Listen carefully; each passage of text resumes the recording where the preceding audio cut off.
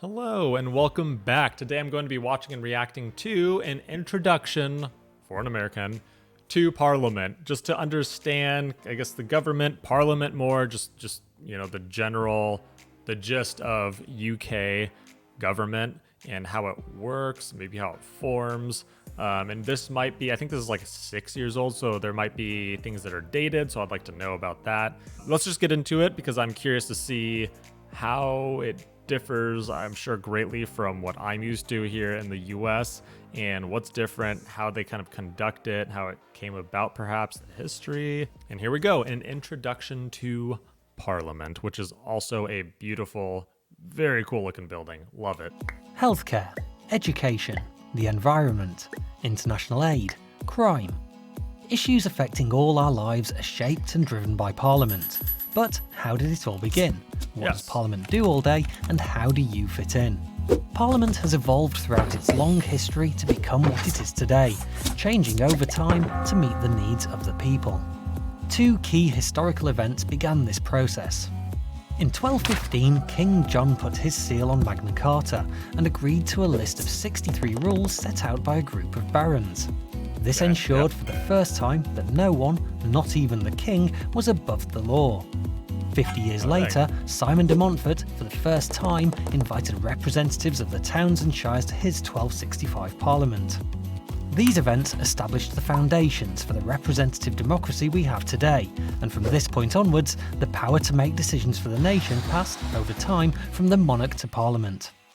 Let's take a closer look at the UK Parliament today. Great. Parliament is made up of three parts: the House of Commons, the House of Lords and the Monarch. The House of Commons is the elected chamber of Parliament. It debates big issues, proposes laws, amends existing ones and challenges the government's work. There are 650 members of Parliament, or MPs, who each represent a constituency in the UK. They belong to either a political party or are independent and are elected by constituents of the area they want to represent.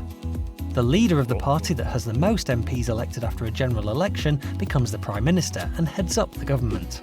They choose a cabinet made up of 20 senior ministers, who coordinate each government department's work. Parties not in power are called the opposition. MPs from the opposition and government question the government on policy and proposed laws. The Speaker keeps the House in order by chairing these debates. The House of Lords is the second chamber. To me, it looks like the defenders and the opposition. They're saying, do it this way. They're saying, no, this is the correct way. But I guess they could both debate different topics and old laws that are there, and they might defend.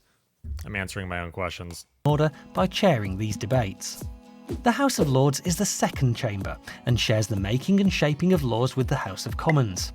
It has around 800 members, and it's made up mostly of life peers, and also includes hereditary peers and bishops.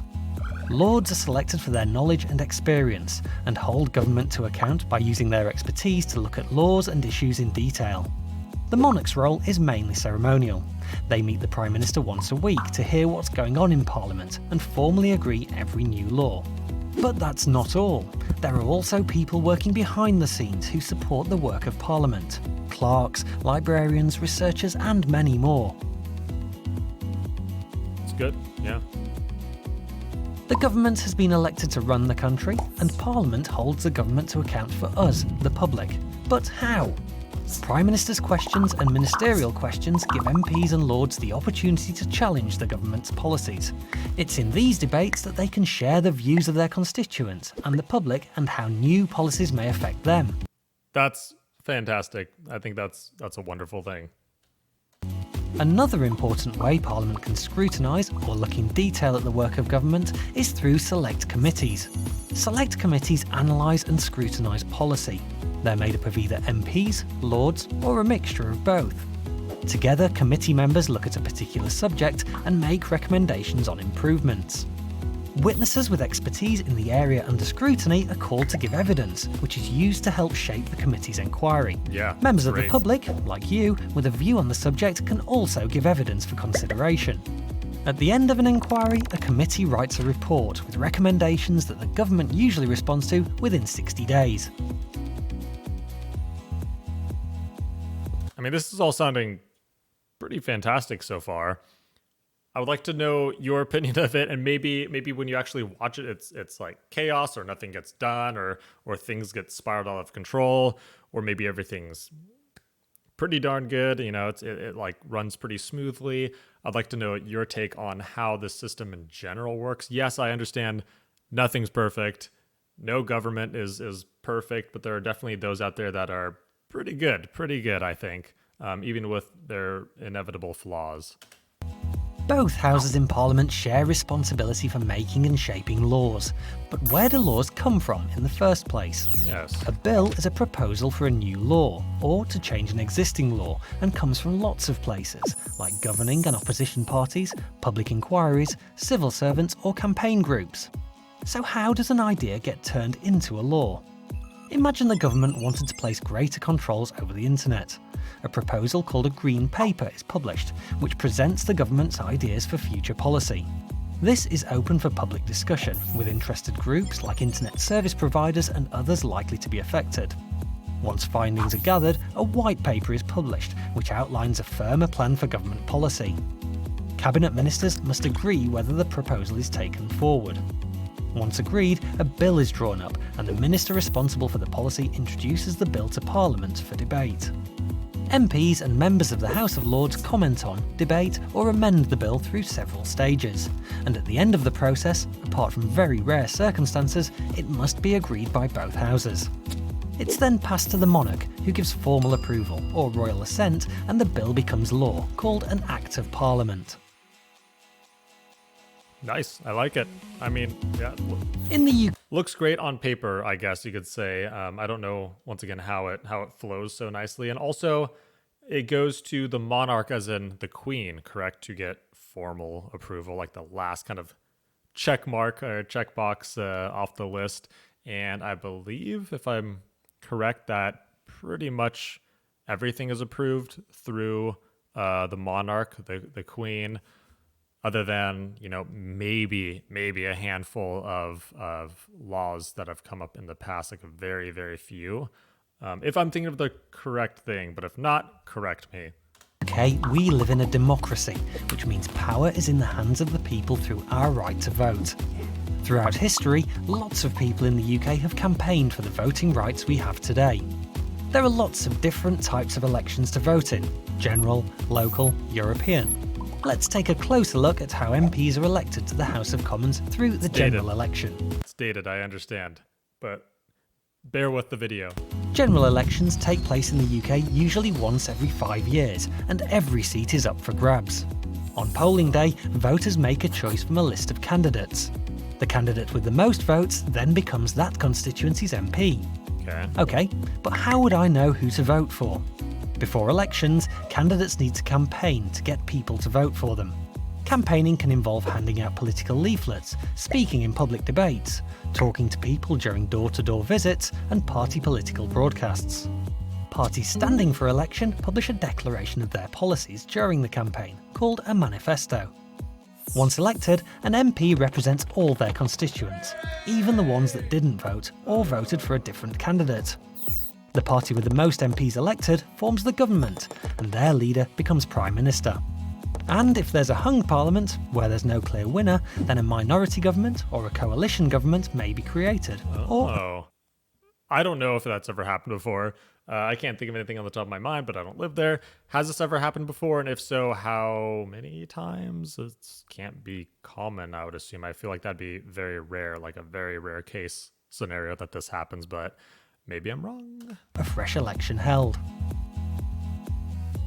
It's interesting, though. One way to have a say in how the country is run is to use your vote. You have to be 18 or over to vote in general elections, but you can register from the age of 16. There are lots of other ways to get involved and have your voice heard, whatever your age. Remember, MPs represent all of their constituents. But how? You can visit an MP in their local constituency office, or you can even travel to the Houses of Parliament to lobby them in Central Lobby. I love that. Lords have knowledge and experience in specific subject areas. You can look them up by policy interest on the Parliament website. That's great Anyone as well. can contact any Lord or their local MP by letter, phone, or email to discuss an issue that's important to them or their community. Sometimes, though, there's strength in numbers, so to get your voice heard, you could join the youth section of a party or the UK Youth Parliament. If you're passionate about an issue, you could start a petition for a cause either on paper or online, or join an existing campaign, pressure, or protest group to influence decision making. These groups use different methods to get their voices heard, from lobbying to peaceful protest, all designed to bring about change. And don't forget, you can get your voice heard in school or college too by joining or starting a student council, a bit like a mini parliament. So, Parliament sits at the heart of UK democracy, debating the big issues of the day, making and shaping laws, and holding the government to account. By voting, petitioning, campaigning and more, you can also get involved with the work of Parliament. What will you do? I like that. That was perfect. That was actually a lot better than I thought it would be.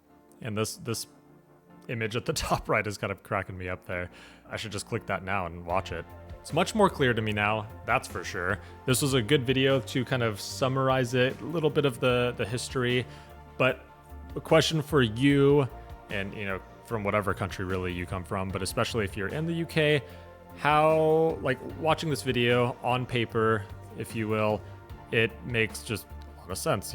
Pure democracy, kind of power to the people to elect up and up and up. How do you like the process? How does it work?